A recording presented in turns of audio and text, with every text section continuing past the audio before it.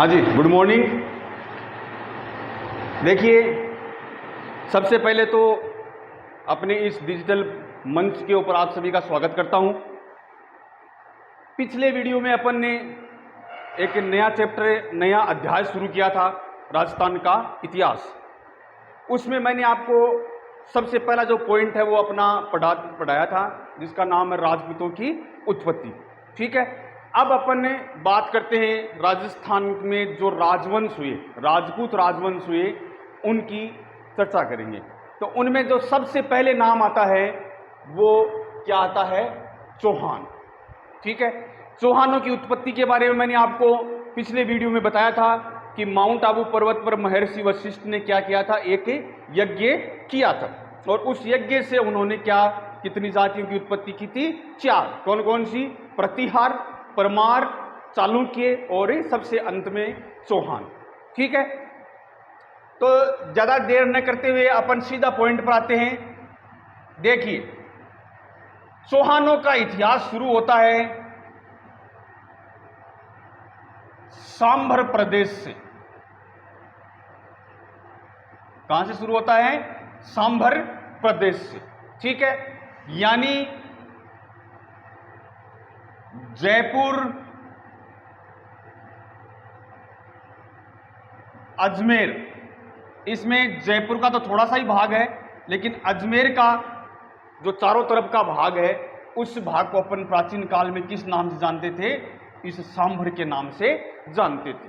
और यूं कहें, क्योंकि ये जो सांभर क्षेत्र था, ये 1.25 लाख गांवों में फैला हुआ था। कितने गांवों में? 1.25 लाख गांवों में फैला हुआ था। इसलिए इस सांभर को प्राचीन काल में एक नया नाम दिया जाता था, जिसका नाम है सपाद लक्ष। ठीक है, यानी 1.25 लाख गांव होने के कारण सांभर को किस नाम से जानते थे? सपाद लक्ष के नाम से जानते थे। ठीक है, उसके बाद में यहां पर अपन बात करें सांभर प्रदेश में जो चौहान वंश हुआ था, यानी सांभर प्रदेश की प्राचीन राजधानी। यह तो जाहिर सी बात है कि नॉर्मल जब भी कोई प्रदेश की बात करते हैं अपन, तो उस प्रदेश की प्राचीन काल में या जो भी राजवंश हुआ था उस प्रदेश में, उस राजवंश की कोई न कोई राजधानी रही होगी। ठीक है, तो इस सांभर प्रदेश में चौहान वंश हुआ था, तो जाहिर सी बात है चौहानों की सबसे प्राचीन राजधानी, जिसका नाम क्या है? अही छतरपुर। क्या नाम है? अही छतरपुर। और ये अही छतरपुर वर्तमान नागौर जिले का क्या था? प्राचीन नाम था। ठीक है, यहां तक अपन ने दो तीन बातें क्लियर कर ली कि चौहान सबसे पहले कहां पर आए थे? सांभर प्रदेश में। सांभर प्रदेश को चूंकि इस गांव में 1.25 लाख, इस प्रदेश में 1.25 लाख गांव थे, इसलिए इस सांभर प्रदेश को प्राचीन काल में किस नाम से जानते थे? सपाद लक्ष के नाम से जानते थे। और इस सांभर प्रदेश की सबसे प्राचीन राजधानी कौन सी थी? अही छतरपुर। और अही छतरपुर वर्तमान में किस जिले का नाम है? नागौर जिले का प्राचीन नाम। ठीक है, अब उसके बाद चर्चा करते हैं, एक नाम आता है कुलदेवी, और एक आता है कुल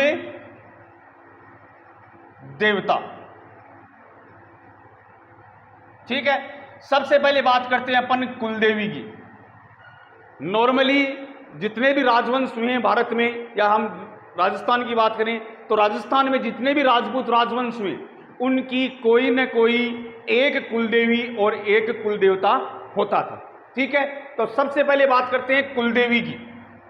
तो सांभर प्रदेश के चौहानों की कुलदेवी का नाम है शाकंभरी माता। क्या नाम है? शाकंभरी माता। ठीक है, इनका एक मंदिर जो मुख्य मंदिर माना जाता है वो तो कहां पर है? सांभर में। दूसरा मंदिर है इनका उदयपुर वाटी में, और जो तीसरा मंदिर है वो है यूपी में। ठीक है, जो मुख्य मंदिर है शाकंभरी माता का वो तो कहाँ है, सांभर में। दूसरा जो मंदिर है वो कहाँ पर है, उदयपुर वाटी में। और तीसरा जो मंदिर है वो क्या है, उत्तर प्रदेश में। ठीक है, अब किसी एग्जाम में, अभी राजस्थान के एग्जाम में एक साल प्रश्न पूछा गया था कि देवयानी तीर्थ,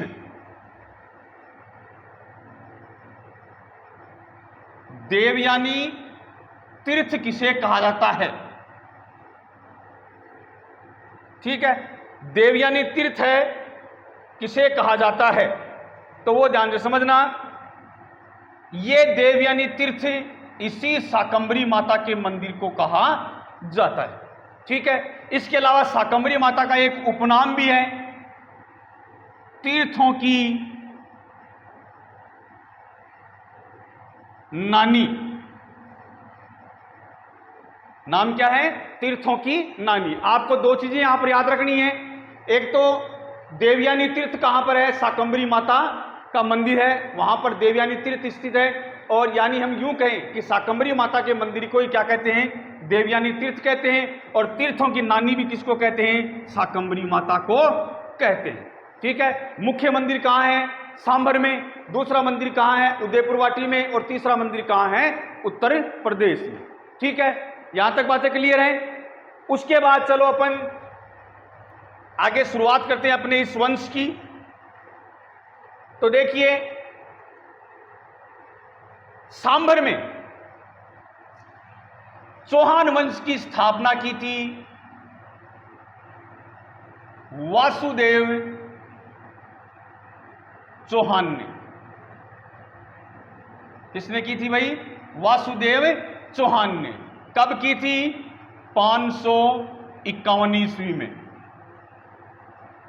कब की थी भाई, 551 ईस्वी में। ठीक है, आगे चलते हैं। क्योंकि चौहान वंश की स्थापना करने वाला वासुदेव चौहान था, इसीलिए वासुदेव चौहान को चौहानों का आदि पुरुष, मूल पुरुष व संस्थापक कहा जाता है। आदि पुरुष, मूल पुरुष और संस्थापक, ये तीनों नाम किसके हैं, वासुदेव चौहान की। क्यों, क्योंकि इन्होंने किसकी स्थापना की थी, चौहान वंश की स्थापना की थी। कहां पर, सांभर में। ठीक है, इसके साथ साथ एक बात और आती है कि वासुदेव चौहान ने सांभर झील का निर्माण करवाया था। कौन सी झील का, सांभर झील का निर्माण करवाया था। और सांभर झील आप सब जानते हो कि राजस्थान में खारे पानी की झील है। क्या है, राजस्थान में खारे पानी की झील है। और यूं कहें अपन, राजस्थान की नहीं बल्कि भारत की सबसे बड़ी नमक उत्पादक झील है। ठीक है, अब ये जो बात है, नॉर्मली अपन बुक्स के अंतर्गत पढ़ते हैं कि राजस्थान में जितनी भी खारे पानी की झीलें हैं वो सब की सब क्या हैं, 33 महासागर का अवशेष है। तो यहां पर एक प्रश्न आता है दिमाग में कि भाई खारे पानी की झील जब 33 महासागर की अवशेष हैं तो इसका निर्माण वासुदेव चौहान ने कैसे करवाया। तो यहां पर भी है कि ये अपवाद की स्थिति है। ये क्या है भाई, अपवाद की स्थिति है। ये ध्यान में रखनी है आपको बात, क्योंकि ये जो बात है यह बात हमें एक अभिलेख में मिलती है। किस में मिलती है, अभिलेख में मिलती है। और ये जो अभिलेख है, ये अभिलेख चौहान वंश के लिए सबसे महत्वपूर्ण अभिलेख माना जाता है। ठीक है, और वो अभिलेख कौन सा है, बिजोलिया अभिलेख। कौन सा अभिलेख है, बिजोलिया अभिलेख। शायद नाम ने सबने सुना है, बिजोलिया का शिलालेख या बिजोलिया का अभिलेख, सबने सुना है नाम। तो बात करते हैं अपन इस बिजोलिया अभिलेख की। तो बिजोलिया अभिलेख है वो सन 1170 ईस्वी के आसपास लिखा गया था। लिखने वाला था सॉरी, इसका जो रचयिता था वो तो था गुणभद्र। गुणभद्र तो क्या था? इसका रचयिता। ठीक है। और एक व्यक्ति का नाम आता है गोविंद। इस गोविंद नामक व्यक्ति ने यह अभिलेख लिखा था। ठीक है। और कहां लिखा था इन्होंने? पार्श्वनाथ मंदिर में। कहां लिखा था भाई? पार्श्वनाथ मंदिर में। ठीक है। और ये जो पार्श्वनाथ मंदिर है वो नाम से स्पष्ट है, बिजोलिया में है। और बिजोलिया वर्तमान में कहां पर है? भीलवाड़ा जिले में है। कौन से जिले में है भाई? भीलवाड़ा जिले में है। इसके साथ साथ अपन बात करें कि जब 1170 में ये अभिलेख लिखा गया था उस समय शासक कौन था? तो शासक भी ले लो। तो शासक था यहां पर पृथ्वीराज चौहान के पिताजी सोमेश्वर चौहान। कौन थे भाई इस टाइम पर? पृथ्वीराज चौहान के पिताजी सोमेश्वर चौहान इस समय चौहानों के शासक थे। ठीक है। आगे चलते हैं अपन। देखिए, दोबारा समझिए इस लाइन को क्योंकि इंपॉर्टेंट है कि सांबर झील यानी वासुदेव चौहान ने सांबर झील का निर्माण करवाया। यह क्या है? एक अपवाद है। क्यों? क्योंकि हमें यह बात केवल इस बिजोलिया अभिलेख में मिलती है। ठीक है। इसलिए अपन इस बात को अपवाद स्वरूप ही मान सकते हैं। ठीक है। दूसरी चीज, बिजोलिया अभिलेख के बारे में 4-5 क्वेश्चन है। जैसे बिजोलिया अभिलेख हमें प्राप्त कहां से हुआ है? भीलवाड़ा से। कब लिखा गया था? 1170 में। किसने लिखा था? सॉरी, रचना किसने की थी? गुणभद्र ने। और लिखा किसने था? गोविंद ने। और गोविंद ने ये लिखा कहां पर? पार्श्वनाथ मंदिर में। और ये पार्श्वनाथ मंदिर कहां पर है? भीलवाड़ा में है। और किसके समय में लिखा गया था? चौहान शासक सोमेश्वर चौहान के समय ये अभिलेख लिखा गया था। ठीक है। चलिए फिर आगे चलते हैं अपन। ये तो बात हो गई वासुदेव चौहान की। अब आगे देखिए, नंबर 2 व्यक्ति आता है गुवक। सॉरी, गुवक प्रथम तो बाद में आएगा। इससे पहले अपन एक चर्चा और कर लेते हैं। एक शासक और आएगा बीच में। वासुदेव चौहान के बाद में नाम आता है दुर्लभ राज चौहान का। किसका नाम आता है? दुर्लभ राज चौहान का। ठीक है। ध्यान से समझिएगा। यहां पर देखिए, राजस्थान में जितने भी वंश हुए थे वो लगभग वंश के शासक प्रतिहारों के सामंत थे। किसके सामंत थे? प्रतिहारों के सामंत थे। ये लो, यानी हम यूं कह सकते हैं कि राजस्थान का सबसे प्राचीन वंश कौन सा माना जाता है? प्रतिहार वंश माना जाता है। क्यों माना जाता है? क्योंकि बाद में राजस्थान में जितने भी वंश हुए हैं सब के सब किसके सामंत थे? प्रतिहारों के सामंत थे, यानी सरदार थे, उनके दरबार में काम करते थे।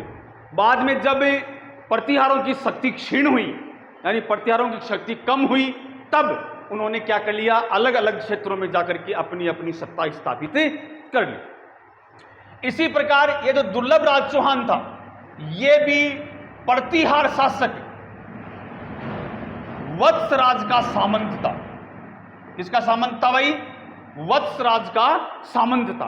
और वत्सराज के बारे में आप सब जानते हो कि इस वत्सराज के समय में क्या क्या हुआ था? त्रिपक्षीय संघर्ष शुरू हुआ था। क्या शुरू हुआ था भाई? त्रिपक्षीय संघर्ष। क्या है यह त्रिपक्षीय संघर्ष? दिमाग में आ रहा होगा प्रश्न। तो त्रिपक्षीय संघर्ष ये देखो, जब हर्षवर्धन की मृत्यु हो गई थी। किसकी मृत्यु हुई थी? हर्षवर्धन की। ध्यान से समझ गया अपन। यहां पर हर्षवर्धन की जब मृत्यु हुई तो इस मृत्यु के बाद हर्षवर्धन की राजधानी कन्नौज, कौन सी राजधानी थी? कन्नौज। इस कन्नौज पर अधिकार करने के लिए ध्यान से समझिएगा ये लाइन, कि हर्षवर्धन की मृत्यु के बाद हर्षवर्धन की राजधानी कन्नौज पर अधिकार करने के लिए भारत की 3 महाशक्तियों में, कितनी, 3 महाशक्तियों में यह संघर्ष शुरू हुआ था। और इसी संघर्ष को अपन किस नाम से जानते हैं? त्रिपक्षीय संघर्ष के नाम से जानते हैं। वो त्रिशक्तियां कौन कौन सी थी? नंबर 1 प्रतिहार, नंबर 2 जो कि पूर्वी भारत में थी पाल, और तीसरी जो दक्षिण भारत में थी राष्ट्रकूट। ये 3 वंश हुए थे भारत में। कौन कौन से? प्रतिहार, पाल और राष्ट्रकूट। ये पश्चिमी भारत में हुआ, ये पूर्वी भारत में, और ये दक्षिणी भारत में हुआ था। ठीक है, तो इन तीनों में इस कन्नौज को लेकर के जो संघर्ष हुआ था, उसी संघर्ष को अपन किस नाम से जानते हैं? त्रिपक्षीय संघर्ष के नाम से जानते हैं। ये काफी बार एग्जाम में प्रश्न आ चुका है कि त्रिपक्षीय संघर्ष किन किन के मध्य हुआ था। तब आपको ध्यान में रखनी है क्या बात? कि प्रतिहार, पाल और राष्ट्रकूट के बीच में यह त्रिपक्षीय संघर्ष हुआ था। अब दिमाग में आ रहा होगा सर यहां पर इसकी चर्चा क्यों कर रहे हैं अपन? तो वो इसलिए कर रहे हैं यहां पर क्योंकि जो वत्सराज था, इसी वत्सराज के समय इस प्रतिहार, इस त्रिपक्षीय संघर्ष का क्या हुआ था? प्रारंभ हुआ था। क्या हुआ था भाई? प्रारंभ हुआ था। अब जब प्रारंभ हुआ तो इन्होंने सबसे पहले पाल शासक धर्मपाल को पराजित किया। किसको पराजित किया था भाई? धर्मपाल को पराजित किया था। ठीक है, लेकिन इस प्राजेक ने, इसको पराजित करने में वत्सराज के साथ साथ किसका योगदान था? दुर्लभ राज चौहान का भी योगदान था। ठीक है, इसलिए अपन कह सकते हैं कि किस चौहान शासक ने सर्वप्रथम त्रिपक्षीय संघर्ष में भाग लिया था? वो कौन था? दुर्लभ राज चौहान। इसने क्या किया था? वत्सराज के साथ मिलकर किसको पराजित किया? पाल शासक धर्मपाल को पराजित किया था। दूसरी बात, इसके काल में, इस दुर्लभ राज के काल में भारत में प्रथम मुस्लिम आक्रमण हुआ था। इसके काल में क्या हुआ था भाई? प्रथम मुस्लिम आक्रमण हुआ था दुर्लभ राज चौहान के काल में। क्वेश्चन पूछ लिया जाए प्रथम मुस्लिम आक्रमण किस चौहान शासक के काल में हुआ था, तो क्या नाम बताना है? दुर्लभ राज चौहान के शासनकाल में हुआ था। ठीक है, आगे चलते हैं। चलिए अब देखिए, तीसरा जो व्यक्ति का नाम आता है वो आता है आपका गुवक प्रथम। ठीक है, एक एक दो बातें हैं इनके बारे में फटाफट पढ़ लेते हैं अपन। गुवक प्रथम, इसकी एक ही विशेषता है कि इसने, क्या नाम है उसका, देखिए अपना जो मंदिर है हर्षनाथ का मंदिर, क्या नाम है? हर्षनाथ का मंदिर है। आप सब जानते हो कहां पर है? सीकर में। तो इस हर्षनाथ के मंदिर का निर्माण किसने करवाया था? इस गुवक प्रथम ने करवाया था। ठीक है, आप सब जानते हो कि कालांतर में मुगल सम्राट औरंगजेब ने इस मंदिर को तोड़ा था। ठीक है, उसके बाद नाम आता है, गुवक प्रथम के बाद में नाम आता है चंद्रराज। क्या नाम आता है? चंद्रराज। अब चंद्रराज की खुद की तो कोई विशेषता नहीं है, लेकिन इसकी जो पत्नी थी, इस पत्नी को, इसी पत्नी के कारण ही हम चंद्रराज का नाम याद रखते हैं। इसकी पत्नी का नाम था आत्मप्रभा। क्या नाम था? आत्मप्रभा, जो एक योगी थी। क्या थी? एक योगी थी, या हम यूं कह सकते हैं कि तांत्रिक विद्या में निपुण थी। कौन सी विद्या में निपुण थी? तांत्रिक विद्या में निपुण थी। ये क्या करती थी? पुष्कर में जो शिव मंदिर है, इस शिव मंदिर के पास पुष्कर झील में प्रतिदिन 1000 दीपक जलाकर महादेव की पूजा करती थी। ठीक है, पुष्कर झील में 1000 दीपक जलाकर ये आत्म प्रभा क्या करती थी? महादेव की पूजा करती थी। इसलिए महान शिव भक्त होने के कारण इस आत्म प्रभा को अपन इतिहास में रुद्राणी कहते हैं। क्या कहते हैं? इतिहास में रुद्राणी कहते हैं। ठीक है, बात समझ में आ गई यहां पर? चलिए आगे चलते हैं। चंद्रराज के बाद में नाम आता है एक शासक हुआ था जिसका नाम है सिंहराज। क्या नाम है? सिंहराज। इसकी वैसे तो कोई विशेषता नहीं है, लेकिन अपन इसको इसलिए याद रखते हैं क्योंकि ये चौहानों का प्रथम स्वतंत्र शासक हुआ था। ये क्या हुआ था भाई? प्रथम स्वतंत्र शासक हुआ था। और इसने महाराजा धीराज, ठीक है, परम भट्टारक और परमेश्वर की उपाधि धारण की थी। ठीक है, स्वतंत्र शासक का मतलब क्या हुआ कि यह क्या नाम, उस प्रतिहारों की सामंतवादी व्यवस्था से क्या हो गया था? मुक्त हो गया था और इसने अपनी स्वतंत्र सत्ता स्थापित कर ली थी। ठीक है, चलिए फिर बाद में नाम आता है एक व्यक्ति जिसका नाम आता है पृथ्वीराज प्रथम।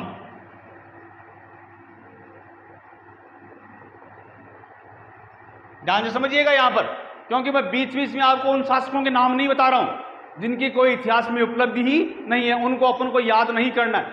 इससे पूर्व दुर्लभ राज सेकंड भी आया था, गोविंद नाम का व्यक्ति भी आया था, आपका विग्रह राज भी आया था। इसके बाद आपका क्या नाम है, जो दुर्लभ राज सेकंड, गुवक सेकंड भी आया था, लेकिन इनको अपन याद नहीं करेंगे क्योंकि उनकी कोई विशेषता नहीं है, और विशेषता है भी तो वो आपकी एग्जाम की दृष्टि से कोई इंपॉर्टेंट नहीं है। चलिए, इस पृथ्वीराज प्रथम की भी वैसे तो कोई विशेषता नहीं है, लेकिन इसके समय में इसका एक मंत्री हुआ करता था और उस मंत्री का नाम है राजा हट्टड़। क्या नाम है? राजा हट्टड़।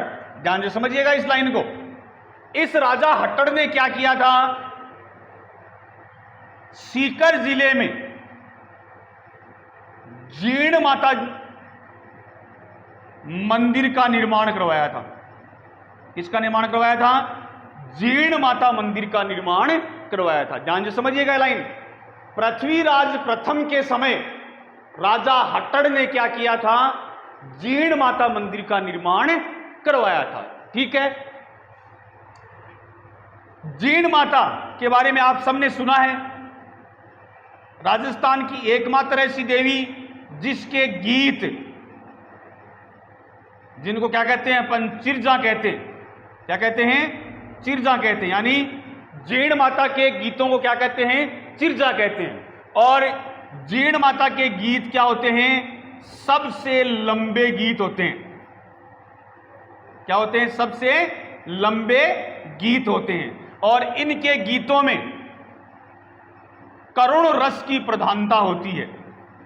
कौन से रस की प्रधानता होती है? करुण रस की प्रधानता होती है। दोबारा समझिएगा लाइन। पृथ्वीराज प्रथम के समय राजा हट्टड़ ने जीर्ण माता मंदिर का निर्माण करवाया था। दूसरी चीज, जीर्ण माता मंदिर के गीतों, जीर्ण माता के गीतों क्या कहते हैं? चिरजा कहते हैं। और ये चिरजा क्या होते हैं? सबसे लंबे गीत होते हैं। और इन गीतों में कौन से रस की प्रधानता होती है? करुण रस की प्रधानता होती है। ठीक है, हाँ, अब देखिएगा यहां पर एक शासक रह गया बीच में, जो मैं आपको बता देता हूं। एक बीच में नाम आता है विग्रह राज नाम का शासक। क्या नाम आता है? विग्रह राज। देखिएगा, ध्यान से समझिएगा। यहां पर इस विग्रह राज ने क्या किया था? गुजरात के शासक मूलराज को पराजित करके, किसको पराजित करके? गुजरात के शासक मूलराज को पराजित करके गुजरात के बड़ौच में, गुजरात के बड़ौच में एक माता का मंदिर बनवाया था, और उस माता के मंदिर का नाम क्या है? आशापुरा माता। क्या नाम है? आशापुरा माता। ठीक है, दोबारा समझिएगा। विग्रह राज नामक शासक ने गुजरात के शासक मूलराज को पराजित करके गुजरात के स्थान बड़ौच में आशापुरा माता के मंदिर बनवाया था। ठीक है, उसके बाद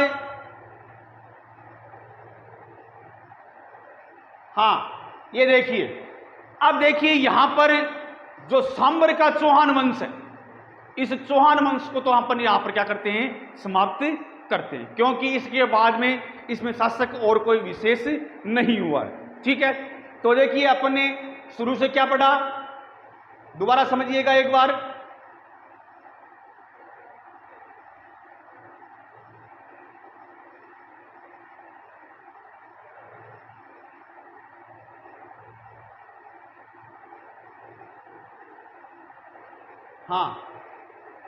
ये देखिएगा, अपन चौहानों का इतिहास शुरू किया।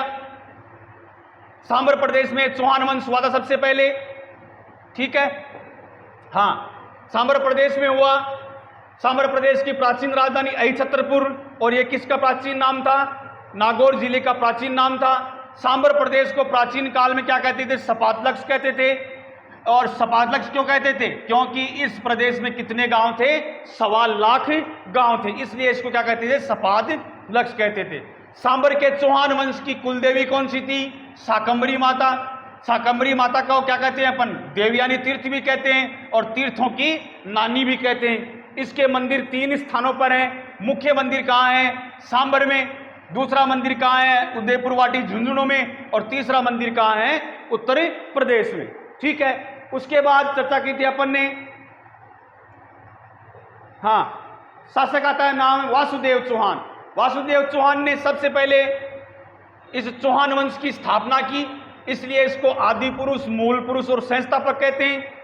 एक अपवाद स्वरूप नाम आता है कि सांबर झील का निर्माण भी किसने करवाया था? वासुदेव चौहान ने किया था। और इसका उल्लेख हमें कहाँ मिलता है? बिजोलिया शिलालेख में मिलता है। बिजोलिया शिलालेख कहाँ का है? भीलवाड़ा से हमें मिला है। 1170 ईस्वी का है। किसके शासनकाल का है? सोमेश्वर चौहान के शासनकाल का है। रचयिता कौन है? गुणभद्र। किसने लिखा? गोविंद ने लिखा। यहां पर एक चीज और याद रखना कि बिजोलिया शिलालेख संस्कृत भाषा में लिखा गया है। कौन सी भाषा में लिखा गया है? संस्कृत भाषा में लिखा गया है। ठीक है, और कहां से प्राप्त हुआ है हमें? बिजोलिया में जो पार्श्वनाथ मंदिर है उससे हमें प्राप्त हुआ है। ठीक है, उसके बाद आगे चलिए। उसके बाद नाम आता है दुर्लभ राज चौहान का। दुर्लभ राज चौहान के समय प्रथम मुस्लिम आक्रमण हुआ था, और ये सब क्या थे? प्रतिहारों के सामंत थे। ये दुर्लभ राज चौहान किसका सामंत था? वत्सराज का। अब यहां पर अपन बात क्यों कर रहे हैं? क्योंकि वत्सराज के समय जो त्रिपक्षीय संघर्ष शुरू हुआ था, त्रिपक्षीय संघर्ष किस किस के मध्य हुआ? प्रतिहार, पाल और राष्ट्रकूट के मध्य हुआ। किस लिए हुआ? हर्षवर्धन की राजधानी कन्नौज पर अधिकार करने के लिए यह त्रिपक्षीय संघर्ष हुआ था। इस त्रिपक्षीय संघर्ष की शुरुआत किसने की? वत्सराज ने। किसे पराजित करके? पाल शासक धर्मपाल को पराजित करके। और इस धर्मपाल को पराजित करने में चौहान शासक का योगदान था, इस दुर्लभ राज चौहान का योगदान था। ठीक है, उसके बाद आगे चलते हैं। उसके बाद मैंने बताया था एक शासक आया था जिसका नाम है गुवक प्रथम। इसने क्या किया? और सीकर जिले में हर्षनाथ का मंदिर बनवाया था, और जाहिर सब जानते हैं अपन कि इस मंदिर को किसने तोड़ा था? मुगल सम्राट औरंगजेब ने तोड़ा था। उसके बाद नाम आता है चंद्रराज, जिसकी पत्नी का नाम आत्मप्रभा था। ये क्या करती थी? ये एक योगी थी और तांत्रिक विद्या में निपुण थी। ये प्रतिदिन पुष्कर में शिव मंदिर में या हम यूं कहेंगे पुष्कर के शिव मंदिर के पास पुष्कर झील में प्रतिदिन 1000 दीपक जलाकर महादेव की पूजा करती थी, इसलिए इसको इतिहास में अपन किस नाम से जानते हैं? रुद्राणी के नाम से जानते हैं। चलिए आगे चलते हैं अपन। हाँ, उसके बाद व्यक्ति का नाम आता है सिंहराज। ये चौहानों का प्रथम स्वतंत्र शासक था जिसने महाराजाधिराज, परम भट्टारक और परमेश्वर की उपाधि धारण की थी। उसके बाद मैंने बताया था कि पृथ्वीराज प्रथम हुआ, लेकिन उससे पूर्व कौन हुआ था? विग्रहराज। इस विग्रहराज ने गुजरात के मूलराज को पराजित करके, ये मूलराज था चालुक्य वंश का। कौन से वंश का था भाई? ये चालुक्य वंश का। और इसी चालुक्य वंश को अपन क्या कहते हैं? सोलंकी वंश भी कहते हैं। भाई ध्यान से समझना ये लाइन। ये मूलराज कौन से वंश का था? चालुक्य वंश का था। और इसी चालुक्य वंश को अपन किस नाम से जानते हैं? सोलंकी वंश के नाम से भी जानते। इस मूलराज को पराजित करके गुजरात के बड़ौच में कौन सी माता का मंदिर बनवाया? आशापुरा माता का मंदिर बनवाया। उसके बाद नाम आता है पृथ्वीराज प्रथम। इसकी खुद की तो कोई विशेषता नहीं है, लेकिन इसका एक मंत्री था जिसका नाम है राजा हट्टड़। क्या नाम है? राजा हट्टड़। इसने क्या किया? सीकर जिले में जीण माता का मंदिर बनवाया। क्या बनवाया भाई? जीण माता का मंदिर बनवाया। ठीक है। अब जीण माता के बारे में 2-3 बातें हैं जो मैंने बता चुका हूं यहां पर, कि राजस्थान की एकमात्र ऐसी देवी जिसका गीत सबसे लंबा होता है, और इनके गीतों को क्या कहते हैं? चिरजा कहते हैं। और इसमें कौन से रस की प्रधानता होती है? करुण रस की प्रधानता होती है। ठीक है। यहां पर अपना क्या होता है? चौहान वंश का जो प्रथम पार्ट है, यानी सांबर का चौहान वंश है, वो यहां पर क्या होता है? समाप्त होता है। हालांकि इसमें और भी बहुत सारे शासकों के नाम आते हैं, लेकिन उन शासकों की इतिहास में कोई उपलब्धि नहीं। ठीक है। ओके, कल अपन जब चैप्टर दूसरा शुरू करेंगे तो पढ़ेंगे अपन अजमेर का चौहान वंश, क्योंकि यहां से सांबर से चौहान वंश का समापन होने के बाद में कहां से शुरू होता है? अजमेर से चौहान वंश की शुरुआत होती है। ठीक है। तो कल पढ़ेंगे अपन क्या? अजमेर का चौहान वंश। ठीक है। फिर ओके, यदि दिक्कत आ रही है, कोई समस्या है, प्रश्न, टॉपिक समझ में नहीं आ रहा या कोई प्रश्न है आपका, तो नीचे आप कमेंट बॉक्स में डाल सकते हैं, उसका उत्तर आपको तुरंत दिया जाएगा। Okay, thank you.